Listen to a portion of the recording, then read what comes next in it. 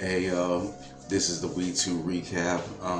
We had an eventful week two in the Word, and let's get started.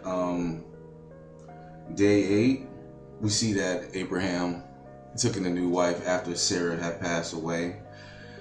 Um, and he gave all he had to Isaac, and Abraham lived 25 years old. That's a long time. Rebecca bore two sons, and after she was barren, and there was a struggle inside of her. And so God said to her in Genesis 25:23, and the Lord said to her, two nations are in your womb, two peoples shall be separated from your body, one shall be stronger than the other, and the older shall serve the younger. Foreshadowing was to come. So day nine, we get the characteristics of Esau and Jacob. Esau was a skillful hunter, a man of the field, and Jacob was a wild man. He dwelled in tents. Isaac, there was a little favoritism. Isaac, he favored Esau because of his game, and Rebecca loved Jacob. And this led to Esau giving away his birthright because he was hungry. I don't know how hungry he was. He had to be very hungry to give away his birthright to Jacob. I think I look at that and I think to myself, what blessings have you given up because of convenience? What blessings have you given away because you were hungry for something else? Genesis 26, we start to see God has a pattern. When He tells you to go somewhere, He blesses you. We see that with Abraham, Isaac, and Jacob.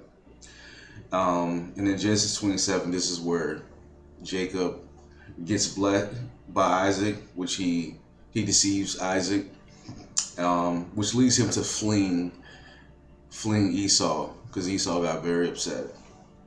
In day 10, when Jacob arrives in a new land, he sees Rachel, and he is head over heels. He sees the love of his life, and he makes a deal with Laban. I'll serve you for 7 years for Rachel, and he served him 7 years, and Laban tricked him. He said, "Nah, you can't marry. You can't take in my young one first. You got to take in my oldest daughter first."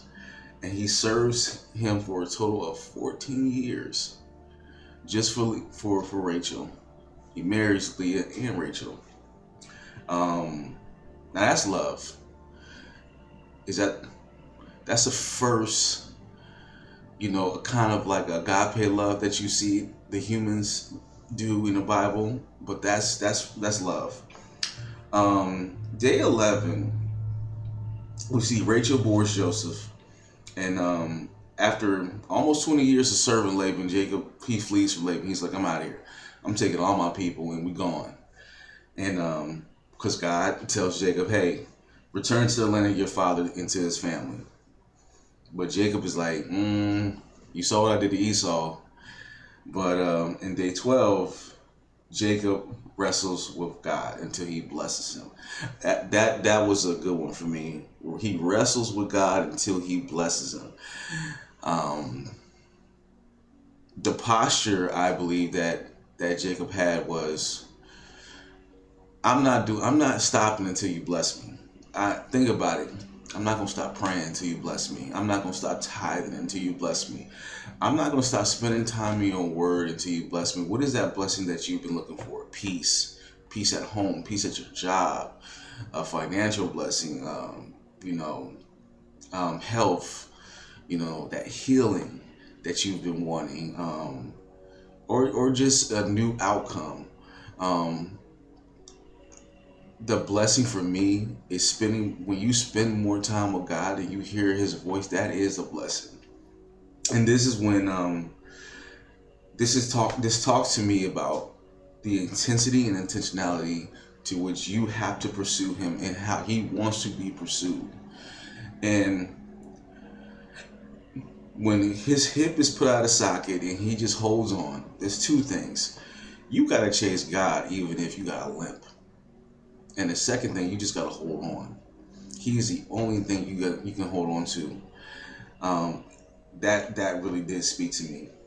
And this is when Jacob, his name is changed to Israel. Day 13, we had some genealogy, and day 14 was very eventful with Joseph. Rachel bore Joseph, and Joseph was a dreamer. He had dreams, and he had visions from God. Um, Israel loved Joseph more than his brothers, um, and his brothers got very jealous. But then, obviously, when he told his brothers about his dreams, about him reigning over his brothers took it to another level.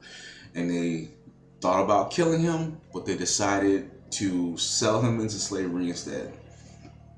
Um, Joseph was a slave in Egypt. And I want you to think about this. Everywhere Joseph went, he had the favor of the Lord. And Joseph had the Lord with him, and Potiphar notices. So Potiphar brings him into his home, and the home is blessed because of him. And Potiphar's wife lies about what Joseph tried, what she wanted. She wanted to sleep with Joseph, and Joseph was like, no. Just a little sidebar right there. Two things. What if Joseph would have succumbed to Potiphar's wife's advances? And the second thing, when you don't have integrity, it alters destinies.